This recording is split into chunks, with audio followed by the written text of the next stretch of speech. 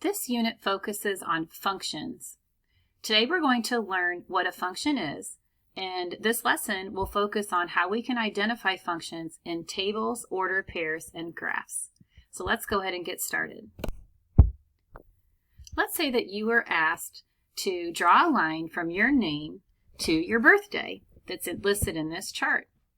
So my birthday is January the 12th, so I could draw a line to my birthday. And let's say Maddie has a birthday on April 18th, so we could draw a line from Maddie to her birthday here. And Abby has a birthday on August 24th, so I could draw a line like this. And McKenna, her birthday is the same as mine, so that could go there. And Dane's is March 29th. So what I have done right here is I've just made a connection between a person and their birthday. And if you notice looking at this, each person has exactly one birthday. There could be more than one person with the same birthday, like me and McKenna, but every person has exactly one birthday. This idea of birthdays is an example of something in math that we call a function. A function is a mapping or a relation where every input corresponds to exactly one output. So using the example that I just gave, the input would be a student. The output could be the exactly one birthday. Each student has exactly one birthday, but more than one student can have the same birthday, but no student can have two birthdays. So a function is a mapping where each input corresponds to exactly one output.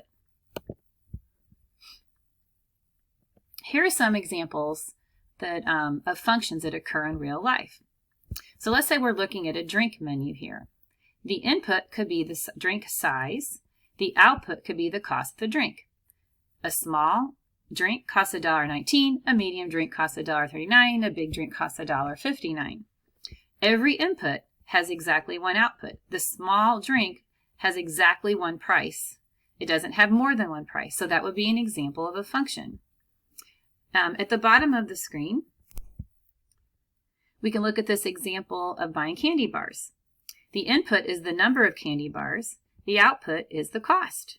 And if you notice, the input has exactly one output. One candy bar is $2. One candy bar is not a different amount. It's just $2. It doesn't have more than one price. Two candy bars is $4. Three candy bars is $6, and so on.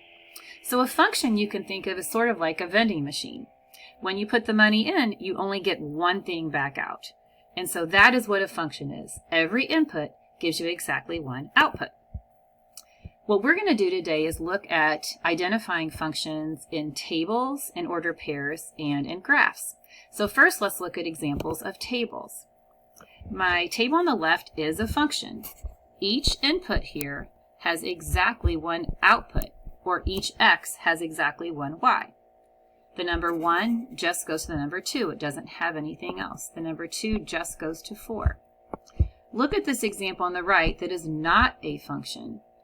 I have the number 1 here giving me an output or a y value of 2, but then here it gives me an output of 5. So 1 is being mapped to the number 2 and to the number 5. So that means it is not a function because my input or my x value of 1 gave me two different outputs or y values of 2 and 5. So that is how we determine if we have a function in a table or not. If any of these x values are repeated and have different y values, it will not be a function. Let's look at a couple more examples of that. On the left-hand side, this is an example of a function. It's a little confusing because if you notice, we have the same number down the y column, but that doesn't matter. Every x goes to exactly one y. 3 goes to 10, 4 goes to 10, 5 goes to 10, 6 goes to 10. So the y values, or the output, can repeat. Remember, x's come first, y's come second. X is the input, y's is the output. Now, in the example on the right, this is an example that is not a function because if you look here on the left-hand side, the number 4 is being mapped to 10 and it's being mapped to 11. So 4, the x value, has two different outputs or y values, 10 and 11. So the key is when you're looking at a table and trying to decide if is it a function or not, you want to see if you have any of the same x values giving you different y values here. So you cannot have any of the x values repeating. The y values can be repeated, but not the x values. Just like you can have different people that have the same birthday, that would be the same like y values, but you can't have a person have two different birthdays. So keep that birthday example in mind when you're trying to decide if something is a function or not. When you are looking at ordered pairs and you're trying to decide if something is a function or not, again, the same idea applies. If this was a table and then this is your x and this is your y, imagine this as a table looking like this, okay? As long as each x value has exactly one y value, or each input has exactly one output, it is a function. So the one on the left is an example of a function. The one on the right is not a function. Take a minute and think about it. Why would the one on the right not be a function? So there's a couple reasons here for this one. First of all, the number 4 is being mapped to 12 and 15. 4 has two outputs, 12 and 15. And then there's another example where it fails. The letter, excuse me a minute. Okay, sorry. The number 5 is being mapped to the number 18 and 21. So we have 4 is going to 12 and to 15. 5 is going to 18 and it is going to 21. So there's two places where this one on the right fails and is not a function. So remember, each input has to have exactly one output for it to be a function. So the same thing applies for ordered pairs as it does for a table. When we are looking at a graph and we are trying to decide if a graph is a function or not, we need to keep that same idea in mind, that each input can have exactly one output. So each x can only have exactly one y. If you look at the graph on the right-hand side, if we were to make up some numbers for these ordered pairs here and here, let's say this is over 1, up 3, so this could be the ordered pair 1, 3. The one down here below it, let's say it's the same thing over 1, but it's down 3, so it'll be the point 1, negative 3. If you look at those two ordered pairs, they have the same x value going to two different y values. So the input of 1, the x value, is going to two different outputs or y values. So that one is not a function. A quick way to determine if a graph is a function or not is to do something called seeing if it passes the vertical line test. Let me go back and fix that. I'm trying to hit the highlight button here. So the vertical line test says that if you draw a vertical line at any place on the graph, it should only cross in one place. If it would cross your graph in more than one place, that means that you would have a situation like this graph B on the right-hand side, where you have two places where an input is being mapped to two different outputs, and so then it fails. So let's take a minute and let's draw some vertical lines here so you can kind of see what I'm saying. So if I draw a vertical line any place on this graph, like let's say I draw it here, it crosses in one place. Maybe I draw it here, it crosses in that place. That was a little bit crooked. Maybe I draw it here, only crosses in one place. So the graph on the left passes the vertical line test, so it is a function. The graph on the right fails in many places. So this is just one right here. It's crossing in two places. So it fails the vertical line test. I could draw a line here. It's failing the vertical line test. So if you can draw a vertical line through your graph and it would cross in more than one place, it is not a function. If you can put it anywhere through your graph and it crosses in exactly one place, then it is a function. So that's the easiest way to determine if a graph is a function or not. So let's do a little summary, and you can take notes here. So a summary of today's lesson. What is a function? A function is a rule that assigns each input to exactly one output. Or a function occurs when every x value is associated with exactly one y value.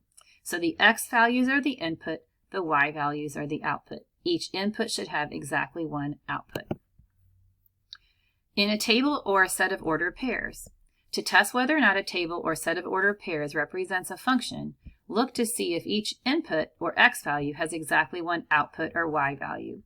So in this first example here, example A, we want to determine if this table represents a function or not.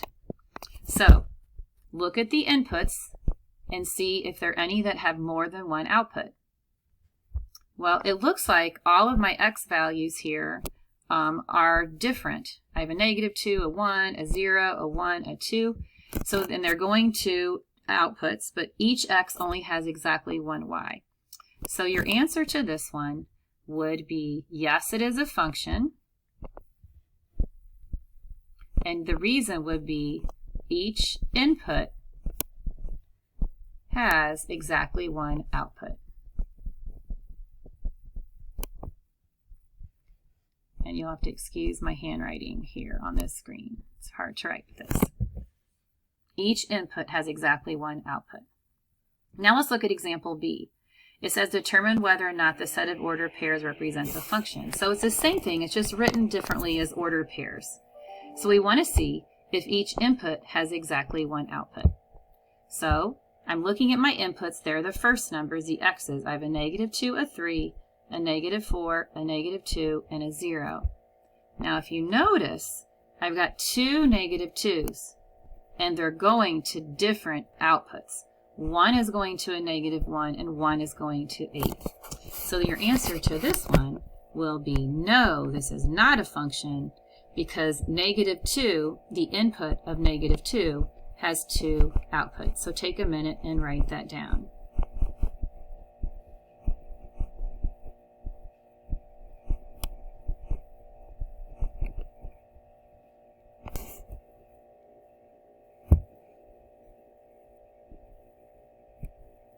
All right, lastly, when we look at a graph represents a function if it passes the vertical line test. This means that any vertical line drawn on the graph should intersect the graph at exactly one point. If it intersects at more than one point, then it is not a function. So let's look at the examples here. It says use the vertical line test to determine if the following graph represent functions.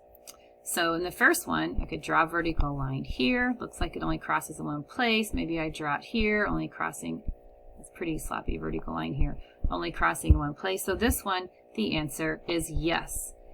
It passes the vertical line test. I'm going to put VLT for short. What do you think about the next one? I can see right away if I draw a vertical line, it's crossing in 3 places. So this one would be no, because it fails the vertical line test. Finally, what do you think about the last one? If you said yes, then you are correct. Any place I put this vertical line, it's only going to touch in one place. So the answer to this one is yes, because it passes the vertical line test. So that is how you can determine if you have a function in a table, from a set of ordered pairs, or from a graph. Lastly, it's helpful to be able to take a set of ordered pairs and be able to make a mapping diagram to determine if you have a function or not. So what we're going to do is we're going to take our x values, and they will be our input. We'll put them in the first box. Our y values will be our output. We'll put them in our second box, and we're going to draw arrows connecting them. So if you notice, I put all the x values in the input column, all the y values in the output column. Since each input is going to exactly one output, then this is a function. And we have 2 new pieces of terminology. The input is the domain, and the output is called the range. So the domain in this example would be the -4, -2, 0, 2, 3, and the range is the 1, 3, -5, 7, -9. So that's a little bit about functions.